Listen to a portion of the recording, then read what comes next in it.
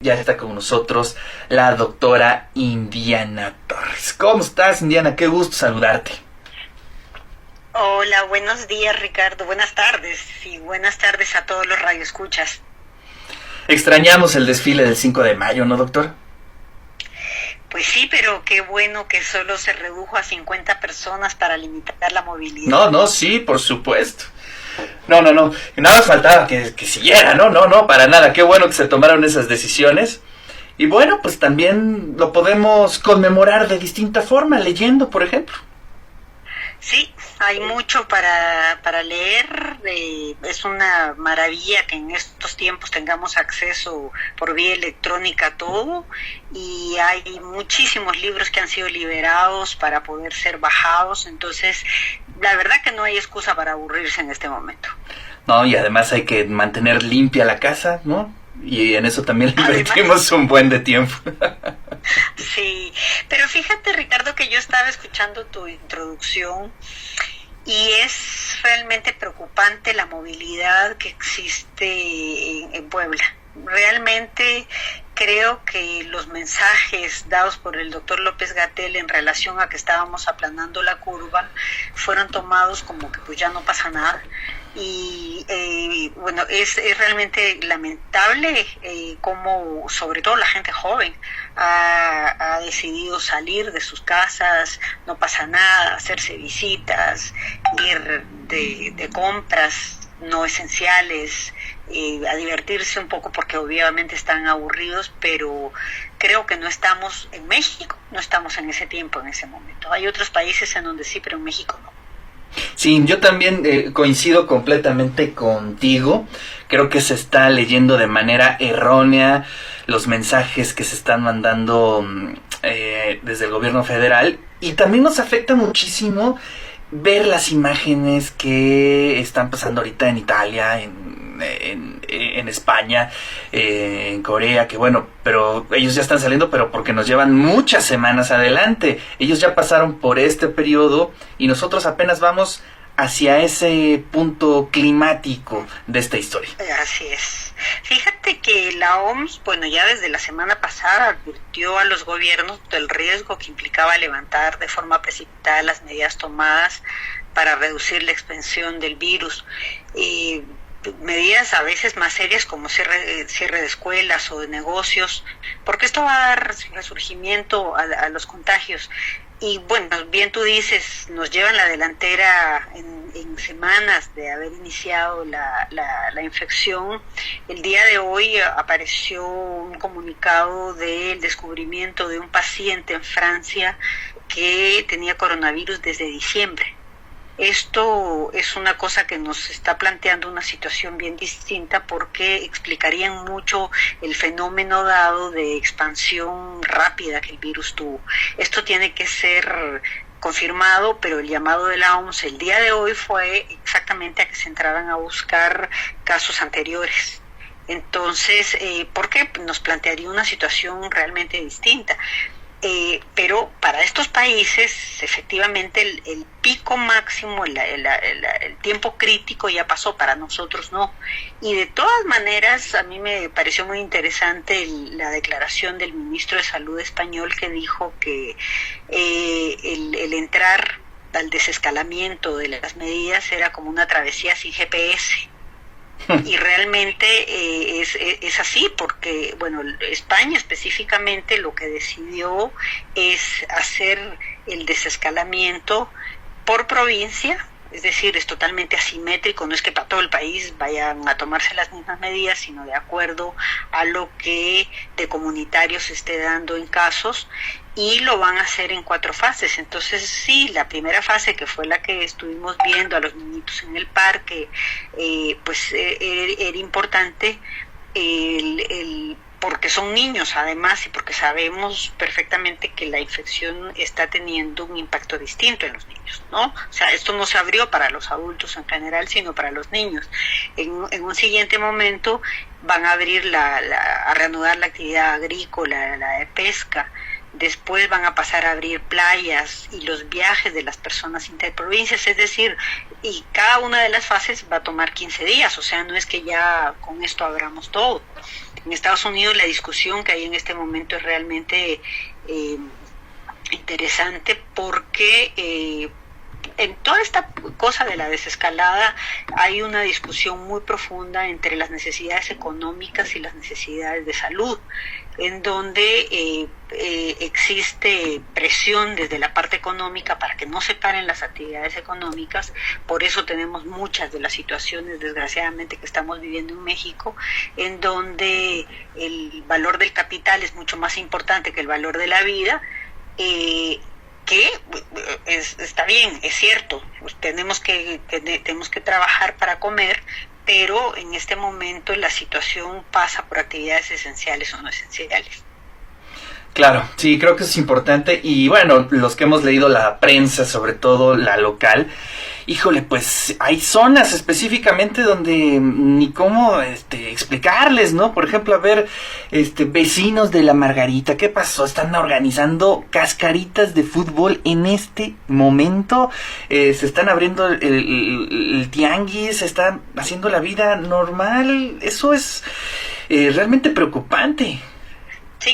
Sí, porque si en esta fase, o sea, lo que tiene que quedar claro es que estamos en la fase crítica, ¿verdad? Si en esta fase que es crítica, si de todas las formas posibles te dicen quédense en casa y esto no se da, yo realmente me preocupa lo que vaya a seguir hacia adelante, porque la desescalada tiene diferentes formas de ser vista. Entonces, en España, por ejemplo, decidieron que iban a darse en el momento en que la cantidad de personas curadas superara a la cantidad de casos que estuvieran activos.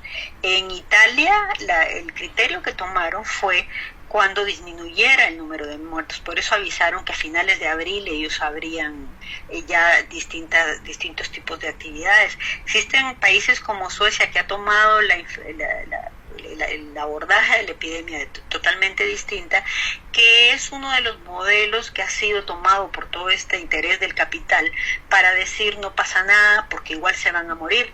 Entonces es cierto, o sea, en términos teóricos, el hecho de que haya más personas en un momento hace que se agoten los susceptibles, de esto hablamos algo la semana pasada, pero eso no quiere decir que tengamos derecho a que más gente se muera porque no tiene cómo ser atendida. Claro. Ay, bueno, qué situación. Nos escribe Federico Chileán y le mandamos un fuerte abrazo a don Federico. Dice, no, el tiempo crítico no ha pasado. Estamos en esta semana llegando al punto máximo de la cresta y que según mis cálculos estadísticos será aproximadamente el 8 de mayo. Sí, no, en ningún momento dijimos que, al contrario, ¿no? Subrayamos que todavía estamos en el camino hacia el momento más crítico y yo creo que sí, será el 8 de mayo, pero también yo creo que todo el mes de mayo será muy fuerte. Sí, no, estamos apenas llegando, o sea, a lo que me refiero con lo de la aplanada de la curva fue algo dicho por el doctor López-Gatell, pero no quiere decir que ya estemos en esa situación. Es preocupante la situación que tenemos, es preocupante la letalidad, es decir, cuánta de la gente que se infecta se está muriendo, es muy grande. Entonces, esto es una cosa que como que le tiene que caer el 20 a todo el mundo, porque tenemos unas situaciones que son rarísimas realmente. Yo no sé si ustedes lograron leer la noticia de que en Soconusco, Veracruz, por ejemplo, dijeron es prohibido morirse de COVID aquí en este Sí, vi la foto. ¿No? Entonces, y tienes otras situaciones como las personas que iban a quemar el hospital en donde Morelos iban a poner el hospital, ya un taxista murió, porque pues ya se sentían libres del virus simplemente porque no había un lugar ahí para que se estableciera.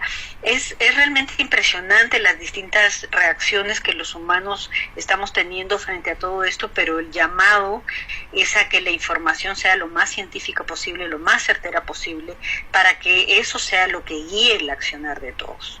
Claro, y bueno, y también hay que subrayar algo, doctora.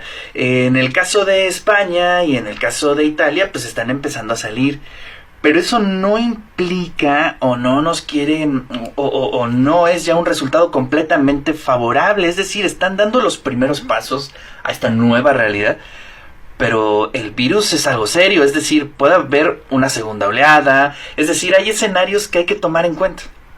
Sí, sí, por eso el llamado de la OMS, porque si ustedes se recuerdan, la misma OMS hace un tiempo dijo que para los países que fueran haciendo este desescalamiento iban a crear un pasaporte de inmunidad, y resulta que ese pasaporte se venció antes de ser emitido, porque para empezar sigue habiendo evidencia, aunque sea en el menor de los casos, pero sigue habiendo evidencia de personas, sobre todo las que presentan síntomas leves, que no tienen la inmunidad suficiente para considerarse inmunes hacia adelante. Entonces, en tanto estos conocimientos no queden totalmente establecidos, en tanto no tengamos vacuna, entonces estamos lejos de todo eso. Pero además la vuelta a la normalidad es la nueva normalidad. Claro. En donde tendrá que seguirse dando la sana distancia, tendrá que seguirse dando el uso de cubrebocas, el lavado de manos, de gel, o sea, todo lo que hemos venido diciendo a lo largo de este tiempo, no lo vamos a poder levantar hasta que contemos o con medicamentos o con vacunas. En este momento hay, según la OMS, 83 vacunas que están siendo sometidas a experimentación. 7 de ellas únicamente fueron autorizadas para ser probadas en humanos, pero el tiempo que va a tardar es muy grande. O sea, si vemos la historia de la creación de las vacunas, esta nunca se da en menos de 2, 3, 4 años, ¿verdad? Claro, efectivamente, y eso es algo que debemos de meterlo aquí en la cabeza. Ahorita no hay otro método, no hay otra cosa que debemos hacer más que estar en casa y guardar la sana distancia. Así es.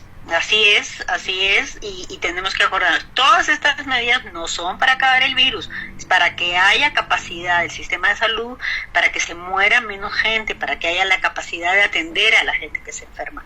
Entonces, esto quiere decir que la nueva normalidad falta un rato para que vuelva.